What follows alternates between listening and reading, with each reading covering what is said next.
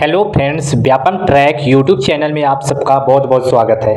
इस वीडियो में मैं आपके लिए सेंट्रल बैंक सफाई कर्मचारी की वैकेंसी के लिए जनरल अवेयरनेस के हिस्ट्री पोर्शन से टॉप इम्पोर्टेंट क्वेश्चन सॉल्व कराऊंगा, जिसके एग्जाम में पूछे जाने की पूर्ण संभावना है। सो आप सभी से रिक्वेस्ट है, प्लीज़ मेरे चैनल को लाइक, शेयर और सब्सक्राइब कर दीजिए। बेल आइकन को भी प्रेस कर दीजिए ताकि मेरे ऐसे ही इंफॉर्मेटिव वीडियो आपके लिए मिलता रहे। फ्रेंड्स, ये जितने भी क्वेश्चन सॉल्व करा रहा हूँ, आप लोग ये समझिए कि सेंट्रल बैंक सफाई कर्मचारी सब स्टाफ की वैकेंसी में एज इट इज ऐसे ही क्वेश्चन आने की संभावना है। और क्वेश्चन का लेवल जो इसी लेवल के आएंगे, आपके इससे ज़्यादा टफ लेवल के नहीं आएंगे, क्योंकि सब स्टाफ की वैकेंसी एक ग्रुप डी लेवल की जॉब है, जिसमें उम्मीद है कि इसी लेवल के क्वेश्चन आएंगे। तो बिना देरी किए हुए क्वेश्चन स्टार्ट करते हैं। तो हमारा फर्स्ट क्वेश्चन है, पेशवा बाजीराव प्रथम द्वारा इनमें से कौन सा इलाका नहीं जीता गया था? तो पेशवा बाजीराव फ्रेंड्स, इनके द्वारा एक उड़ीसा राज्य है, ये इलाका नहीं जीता गया। बाकी आपका गुजरात भी जीता गया है, महाराष्ट्र, छत्तीसगढ़ के कुछ इलाके, ये सारी चीज़ें जीता गया है। ठीक है, तो उड़ीसा नहीं जीता गया, ध्यान रखना। ठीक है, आगे चलते हैं हम लोग। नेक्स्ट क्वेश्चन है फ्रेंड्स हमारा, महात्मा गांधी किस आंदोलन में मार्च 1919 में धरने पर बैठे थे?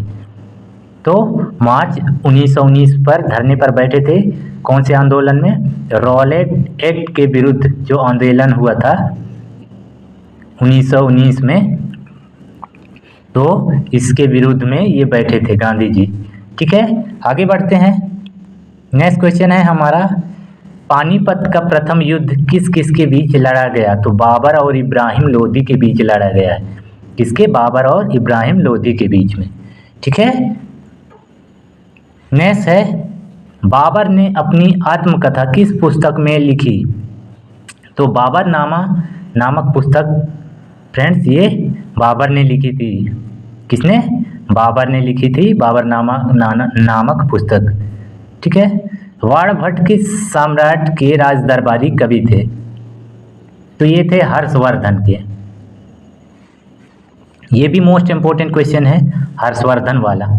तो वाणभट्ट हर्षवर्धन के राज दरबारी कवि थे। ठीक है, चलिए आगे बढ़ते हैं। फैजी निम्नलिखित में से किसके दरबार में रहा था? तो फैजी अकबर के दरबार में रहा था। ठीक है, फैजी एक लेखक हैं जो अकबर के दरबार में थे। आगे बढ़ते हैं फ्रेंड्स। सिखवाद यानी सिखिज्म का प्रवर्तन कब हुआ? तो सिखिज्म का प्रवर्तन हुआ था फ्रेंड्स, ये 1500 ईस्वी में। कितना? 1500 ईस्वी में। ठीक है, विश्व का सबसे ऊंचा कहा जाने वाला विश्व शांति स्तूप बिहार में कहाँ पर है? तो वो है राजगीर पर। कहाँ पे है? राजगीर, बिहार पे। इस चीज़ को ध्यान रखना है। ठीक है फ्रेंड्स, चलिए आगे बढ़ते हैं। बिंदुसार ने विद्रोहियों को कुचलने के लिए अशोक को कहाँ भेजा था? तो बिंदुसार ने विद्रोहियों को कुचलने के लिए अशोक को भेजा था तक्षशिला में। कहाँ पे? तक्षशिला पे। ठीक है, मोस्ट इंपोर्टेंट क्वेश्चन है ये भी। चलिए आगे बढ़ते हैं हम लोग, फटाफट क्वेश्चन सॉल्व कराऊंगा। किस सम्राट का नाम देवान प्रियदर्शी था? तो वो था सम्राट अशोक का। ठीक है, आगे बढ़ते हैं।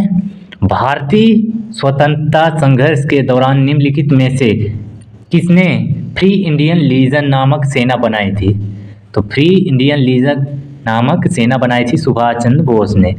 किसने? सुभाष चंद्र बोस ने। ठीक है फ्रेंड्स, मैं हिस्ट्री के क्वेश्चन करा रहा हूँ। अपने अगले वीडियो पे मैं और हिस्ट्री के क्वेश्चंस कराऊंगा और पॉलिटिक्स की भी क्वेश्चंस कराऊंगा, जो आपके सेंट्रल बैंक सब स्टाफ की वैकेंसी के लिए काफ़ी ज़्यादा इम्पोर्टेंट होने वाला है। तो नेक्स्ट क्वेश्चन है, दिल्ली के किस सुल्तान को इतिहासकारों ने विरोधों का मिश्रण बताया? तो विरोधों का मिश्रण बताया है फ्रेंड्स मोहम्मद बिन तुगलक को। इसको? मोहम्मद बिन तुगलक को। आगे बढ़ते हैं। नेक्स्ट क्वेश्चन हमारा, नालंदा महाविहार किसके लिए विख्यात है? तो नालंदा महाविहार ये ह्वेनसांग का स्मारक के लिए फेमस है। किसके लिए? ह्वेनसांग का स्मारक के लिए। अशोक के ब्राह्मी अभिलेखों को सर्वप्रथम किसने पढ़ा था? तो वो पढ़ा था प्रिंसेप ने। किसने पढ़ा था? प्रिंसेप। इसका पूरा नाम है जेम्स प्रिंसेप। ठीक है, चलिए आगे बढ़ते हैं। पुस्तक किताब उल हिंद के प्रसिद्ध लेखक का नाम क्या है? तो है अल-बरूनी।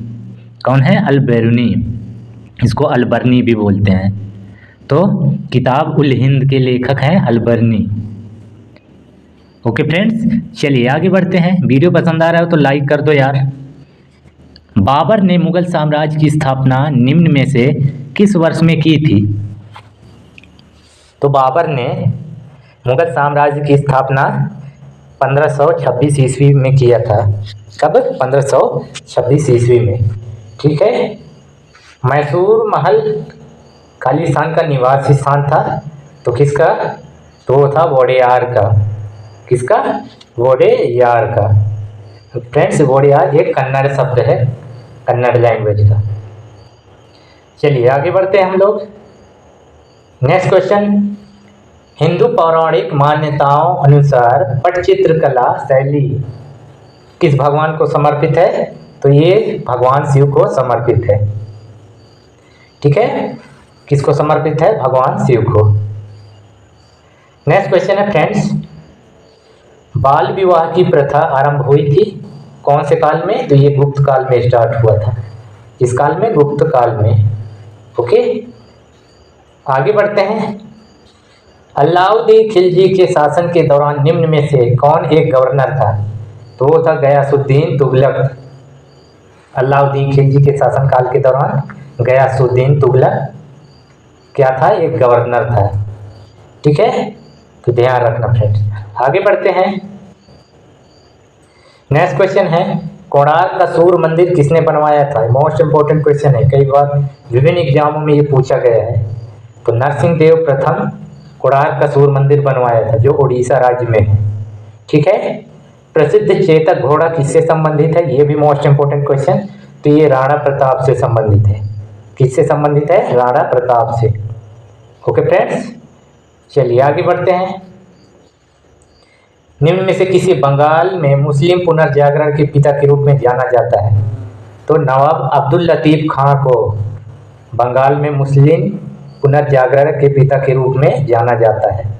किसको? नवाब अब्दुल लतीफ खां को।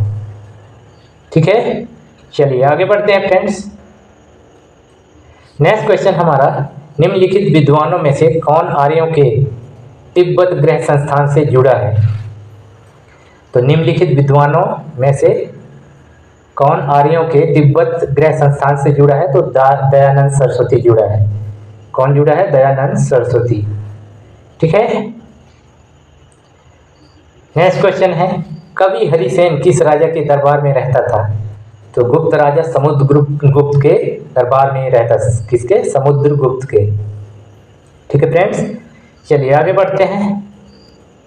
नेक्स्ट क्वेश्चन है हमारा, किस स्थान पर हड़प्पन समय के रथ की एक प्रतिमा प्राप्त हुई थी?